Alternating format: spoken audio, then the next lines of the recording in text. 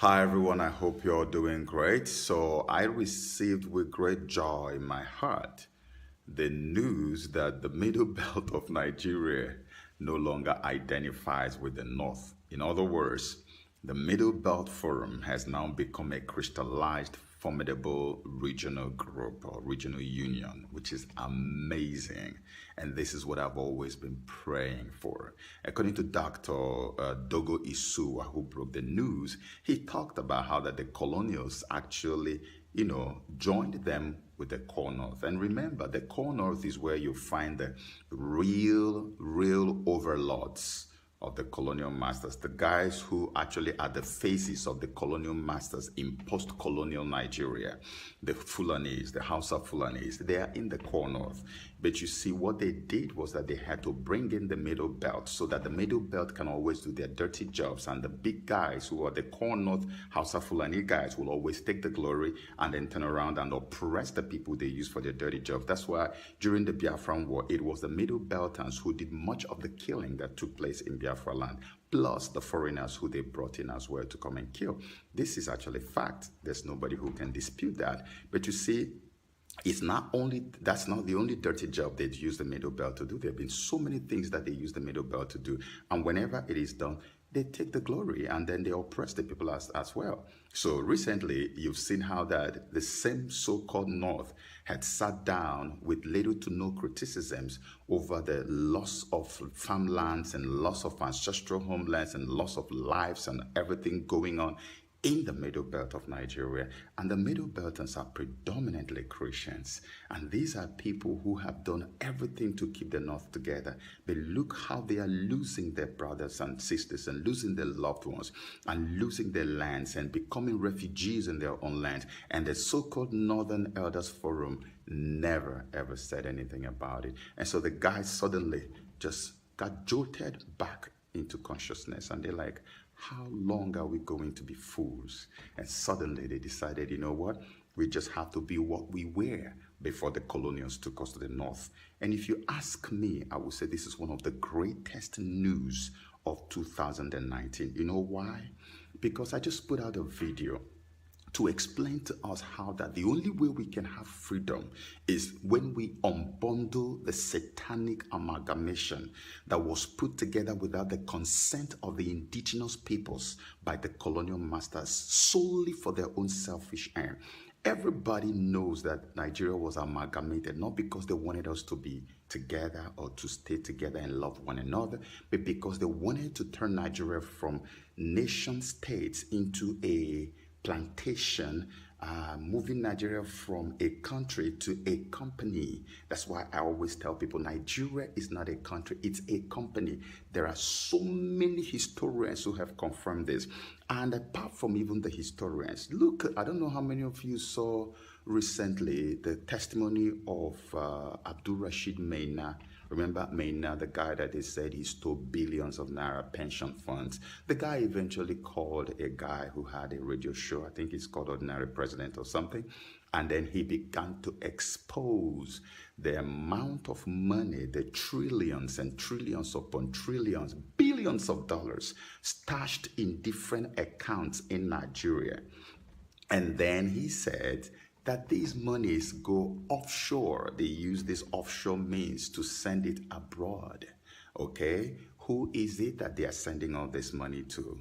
How much appetite can one Nigerian have to eat all this money? This is the means by which the colonials siphon all our monies. And so they leave just little things for the government. And that's why everybody is scrambling. When you give money to the governors take it as their own, because that money is not even up to a fraction of what is made. It is not even enough to do anything. That's why Nigerians are living in the midst, are living as paupers in the midst of plenty. This is what is going on. The colonials cannot afford to let us go.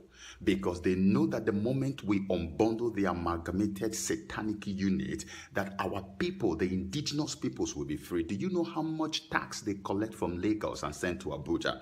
Do you know how much money is made out of our eastern region, where you call Niger Delta and southeast and south or whatever you call it, the eastern region of Nigeria? Do you know how much money is made from there? So much money is made on daily basis, and the people live like paupers. This is ongoing as I speak. That's why over 80% of the oil wells in eastern Nigeria are owned by people who live in northern Nigeria, because those core northerners are the faces of the colonial master in Nigeria. They are the people who operate all that secret accounts where trillions are stashed for the colonial masters.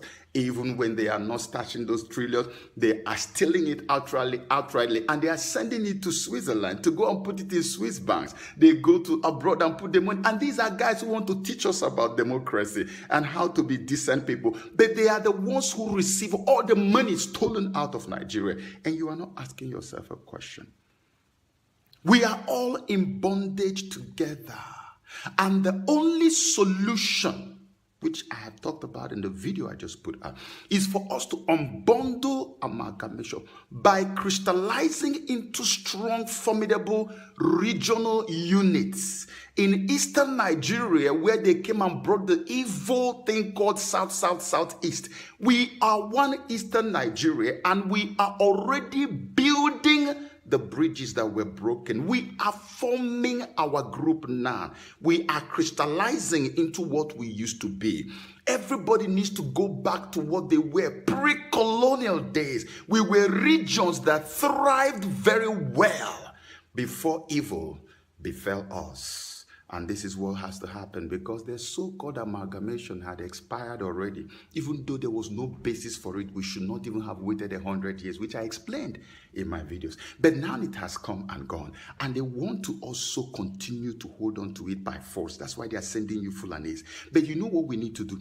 On our own, by the time we begin to crystallize into regional groups now, formidable regional groups, we will break it. Look at what Benue has, what Middle Belt has done. That is the way to go. If Oduduwa will also know that they are being lied to when they are being told that, look, you are now part of the power brokers in Nigeria, it is a lie.